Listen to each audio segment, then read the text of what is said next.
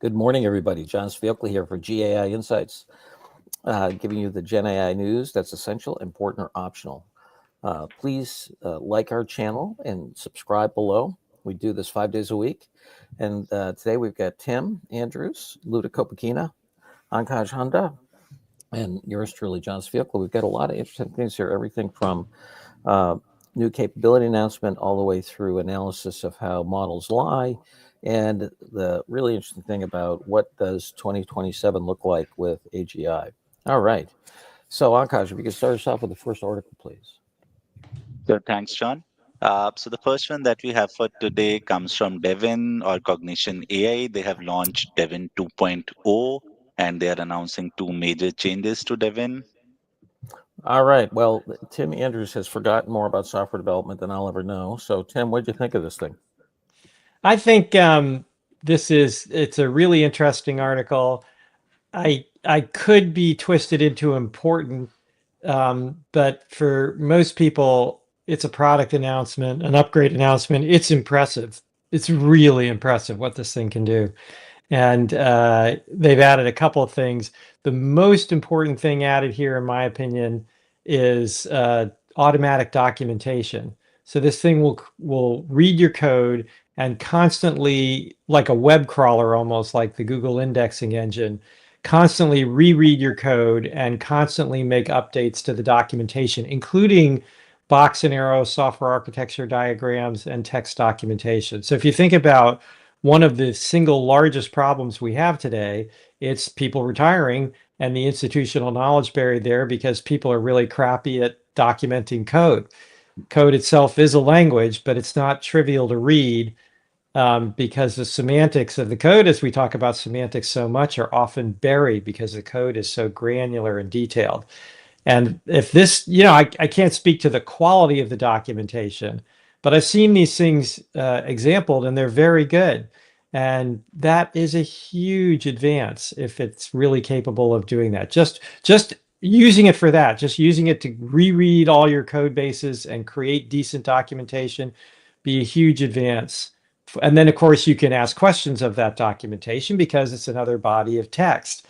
So these things sort of build on each other. And if you, in fact, the current example today, which is going on, which is that the Doge script kiddies are about to rip apart the Social Security system. And the biggest fear all of us have, and I've been in those systems, so I have a much larger fear than most, is that these systems are very poorly documented and there are a million edge cases, and it's very unlikely you can get it all right. And so that for that reason, I could make it important, but it is a product announcement. It is a coding tool, which is pretty specific. So in the general scheme of things, I'd have to say I can't really make it important. You're on mute, John. John, you're on mute. Sorry, just trying to keep the noise down. Luda, I thought he was heading for important, didn't you? He kind of gave me a head fake Yeah. So, Tim, from what you said, I think it's important, is if not essential. One of the major applications is coding across of Gen AI across the board. Almost every company that is into Gen AI is using coding and in one way or the other. So I think it's at least important to, Devin just says, look, this is where it's going, right? And demonstrates how useful those tools will be, especially what you pointed out, the automatic tracking of what the code base is, does look like with schematics and the like, and then the search on this code base. I remember trying to figure out, picking up an application from somebody else and sitting there scratching your head, trying to understand what that person did, right? It was most of the time spent on trying to do something on top of that code. Yeah. So, and I will tell you, one I was in charge of projects where we did migrate some of these older systems at the VA from mainframes. We did not make any attempt to read the old code. We went and documented the outcomes and designed a new system from scratch and made sure the outcomes matched what we needed them to match. And it was it took years because there's so many cases and so many edge cases to document everything and make sure it came out right. And when you're paying benefits, it's important. Yeah. See, I understand it's product announcement. I understand it's one company, but this demonstrates where I can go with important. The other thing that that this does is it's really much more agentic. So this is an obvious extension, but they did it. So you can spin up multiple of these IDEs, as we call them, integrated development environments, simultaneously, and send plans to each one of them individually. And so you can have 1,000 of these things going at once, which is not true of most of the tools out there right now. So yeah, so it's a really interesting announcement. Yeah, absolutely. All right. Well, your argument for optional has made me want to make it essential. So essential it is. Essential it is. Okay, next. Okay, so next one talks about AI 2027. Yeah, what an interesting group. This is the first exposure I've had to this team that's a not-for-profit trying to understand the relationship between AI and humanity. And this is their first big projection, which is I happen to think it was pretty lyrically done in terms of, laying out what a possible future might be. What do you think of this, Luda? Yeah, as much as it's fascinating, I was on the optional side. It's an interesting scenario writing, so and projecting it into a little bit gloomy scenario, how all of this is getting power but not necessarily being useful at some point. So it's an interesting read, but I thought it was optional, actually. In terms of team, you're absolutely right, John. It's an interesting team, right? Daniel worked at OpenAI. Scott is a blogger, a good blogger at that. Thomas is into AI policy and founded Center for AI Policy. Ellie is a founder of AI Digest. And Romeo is a student, but was a policy fellow at the Institute for AI Policy and Strategy. So good group of people to theorize of what would happen, right? Of create scenarios of what would happen with power of the models and how they will impact the society and politics and the like. And so they have those bars, right? So predicting it to October 27th. And then they say, why don't you write the ending? And this is interesting, but I don't think the AI leaders need to spend much time on this, I think. Let me make the case for important. I'd even feel essential, but the thing that this does better than I've seen others is to, at a let's say about a 20,000 foot level, explain the relationship between the dynamics of self-improvement of the technology, its milestones, and its implications, and especially in the geopolitical race with China, and some of the dynamics around what's built, what's stolen, and so forth. And I imagine takes inspiration from the atomic race, where the Russians and the Chinese stole a lot of our technology and moved forward pretty quickly because of it. Anyway, I thought it was a worthwhile read for the AI leader to really improve their ability to look at the speed of change causing I think of it as the calculus, right? The speed of change. But what do you think here, Tim? Yeah, I agree. I give this an important, probably it's a long read, but very informative, very well written. And I agree that the geopolitics, you could argue, maybe aren't so important for the day-to-day life of the AI leader, but it does place it in context, and they can have economic implications. Just look at what happened when DeepSeek was released, right? Sure. So it's not that it's irrelevant to the AI leader at some level. What it spurred me to think about is somebody needs to also do an even more larger systems thinking exercise, because as a simple example, we could be about to go off the cliff economically for decades. Okay, we just did Smoot-Hawley times 10, right? And what happens if that happens? So there are external things still going on beyond AI. This just assumes AI rules the world, but there's other stuff that goes on. And how do those things impact? And be interesting it's more just intellectually interesting to add a larger context picture of how that affects geopolitics and how that just generally affects the economics and progress of this industry. Does it accelerate it? Does it retard it? Sure. And then the other thing is the non-linear stuff. So this is an extrapolation. It seems pretty good. They've done their research. They know what they're talking about. But what they haven't, Danny Hillis, who's a famous computer scientist, had this great phrase I liked. He said, well, what we've done right now is put human intelligence on a silicon substrate. And I think that's a good description of it. He says, but the most interesting thing is, what if there's better than human intelligence? What if there are different kinds of intelligences we don't even understand that these intelligences could invent? And those kind of things are hard to prognosticate, but worth thinking about, in my opinion. Yeah. All right. We're going to go for an important on this one. Okay. Right. 2 over 1. And sorry I talked for so long, John. It's okay. All right. Okay. Important. Important it is. Ankaj, next. The next one comes from Anthropic and talks about reasoning models, why they don't always say what they think. Yeah, I love this. I looked at this one. I put this as I was between optional and important. Phenomenal.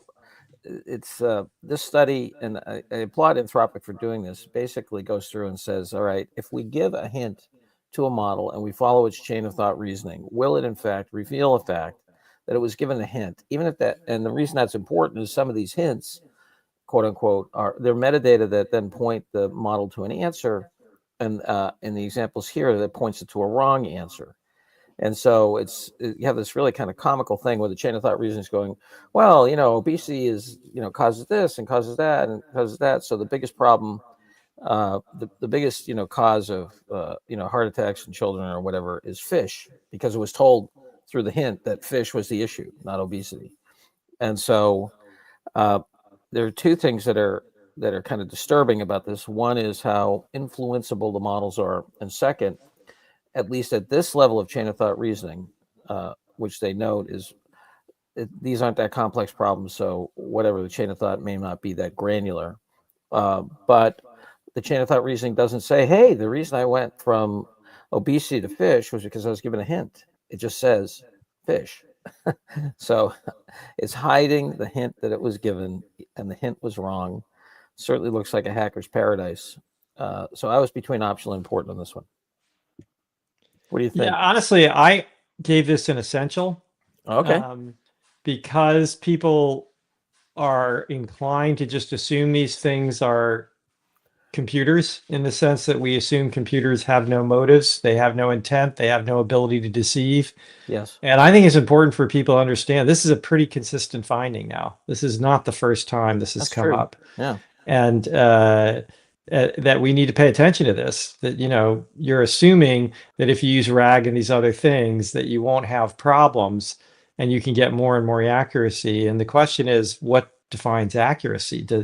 If you start getting, and in particular, this is another kind of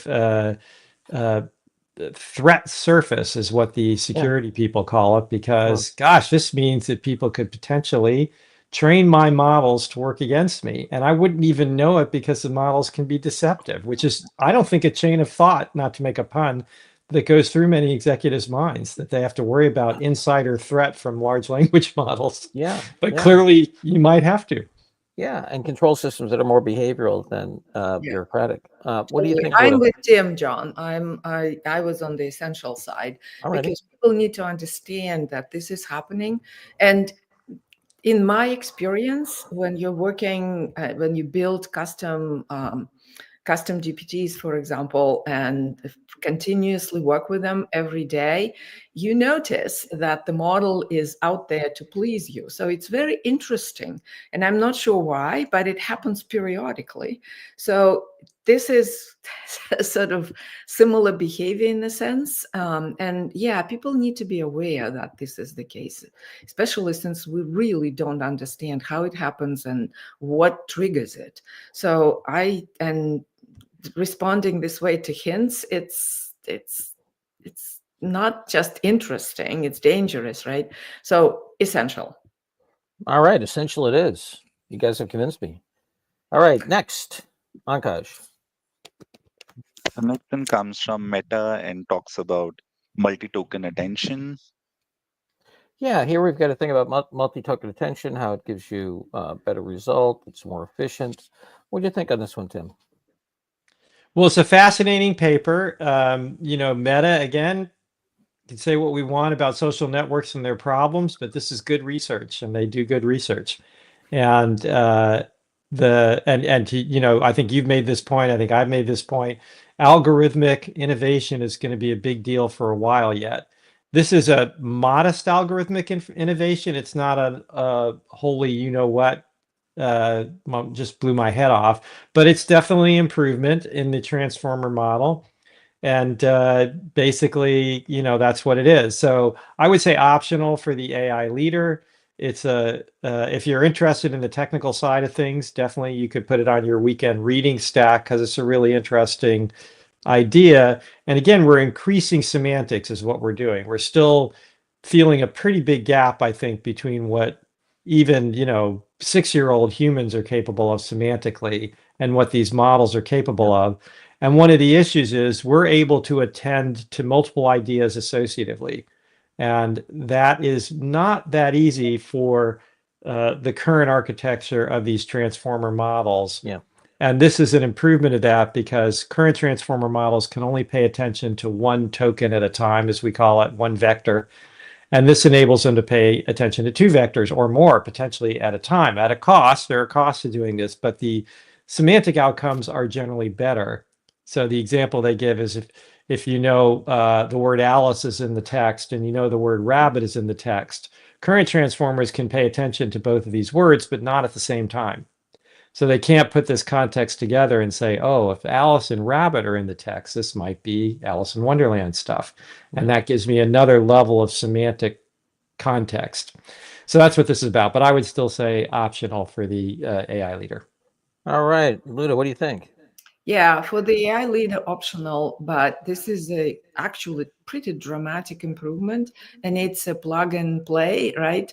This can be replaced in a regular transformer architecture as a cube, essentially, and I think that's very important. So for people who are developers of the models and deal with weights and the like, this is probably essential.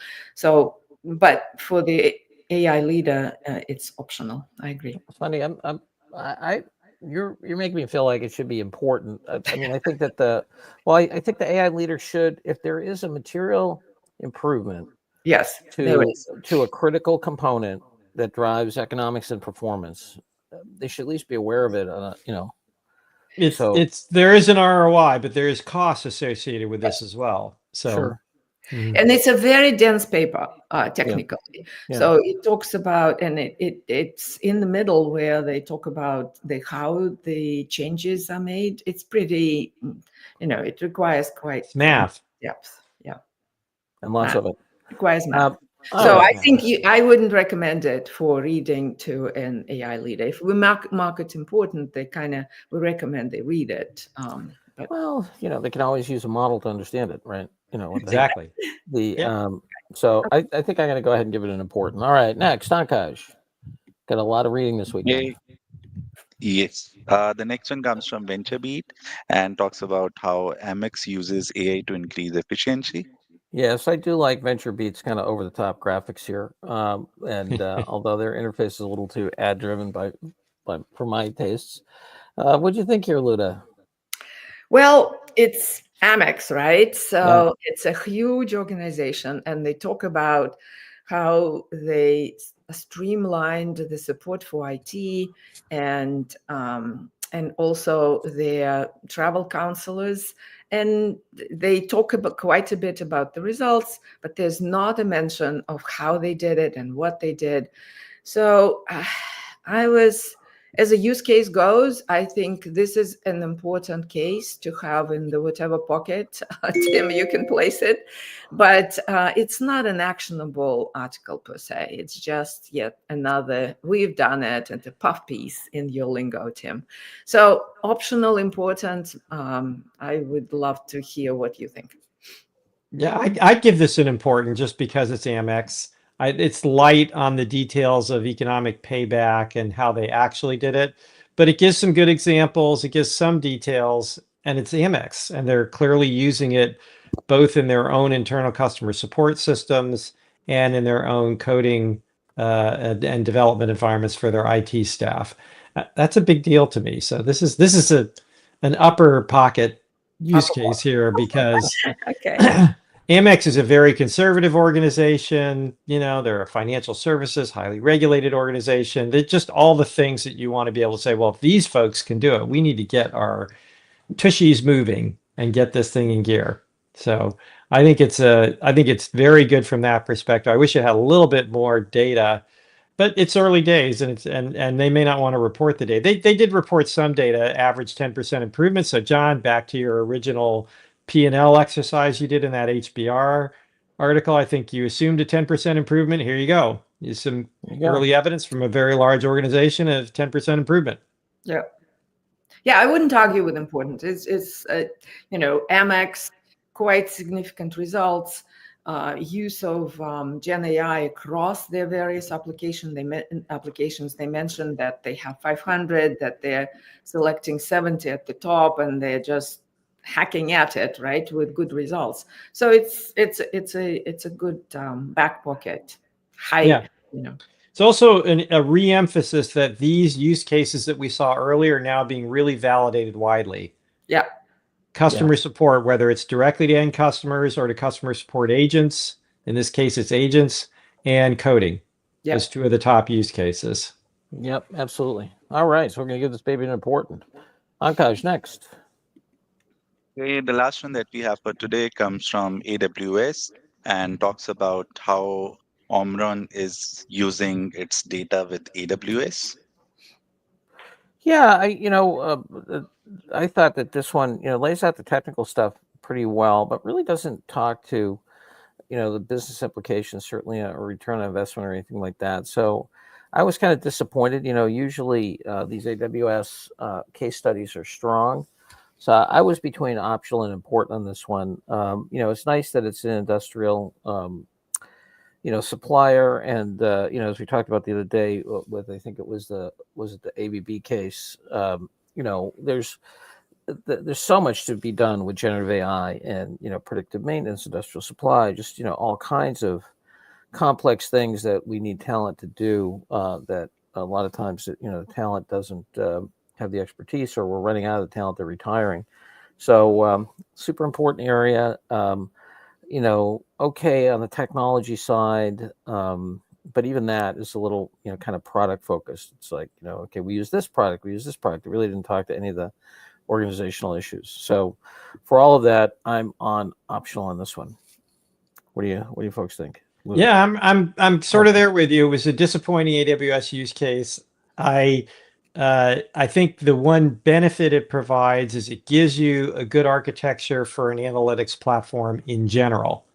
So if you're looking for a good model of, gosh, I've got all these different siloed databases, how do I create an integrated model? This is a good framework.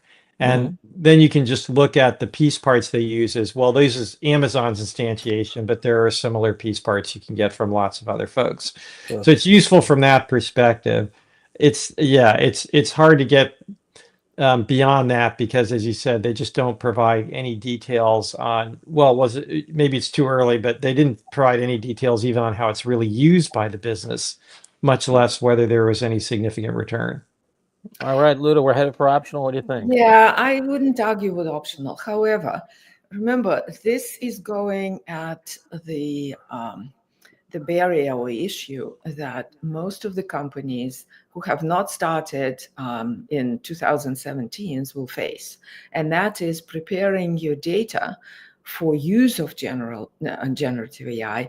This is it. And Tim, you're absolutely right. It highlighted of how to do that and the architecture of what to think about and where to put it, because it's the story of most organizations, especially mid-tier, that they really didn't focus on their data. It's in different databases, not talking to each other. The insights are very difficult to get. And that puts it together. They don't have the applications yet, really. It's more here, we have this data organized. Now we can go forward. So for that, it might be worth putting it as important and stressing that, but it didn't give results. I agree with all of those. So All right. I'm more on the important side than optional for that All reason. right. Gotcha. I think I'm going to go optional on this one. All right, Ankash, if you could tote things up for us.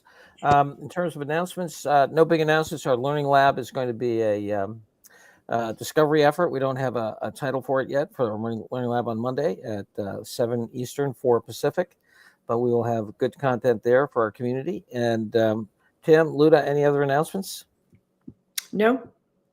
All right. This past week, we had an amazing AI Woodstock in Quick Boston. announcement. Unrelated go to ahead. AI. Are you done, Sure. John? Sorry. I was just going to say we had a really good meetup. Yep. Oh, good. My son, unrelated to AI, my son's going to run up Mount Everest. If you're interested, you can follow him at tylercandrews.com/Everest. I tried to post a URL, but it won't let me post URLs apparently in the chat. So Okay. send me a DM or on LinkedIn, or if you have my email, an email if you're really interested.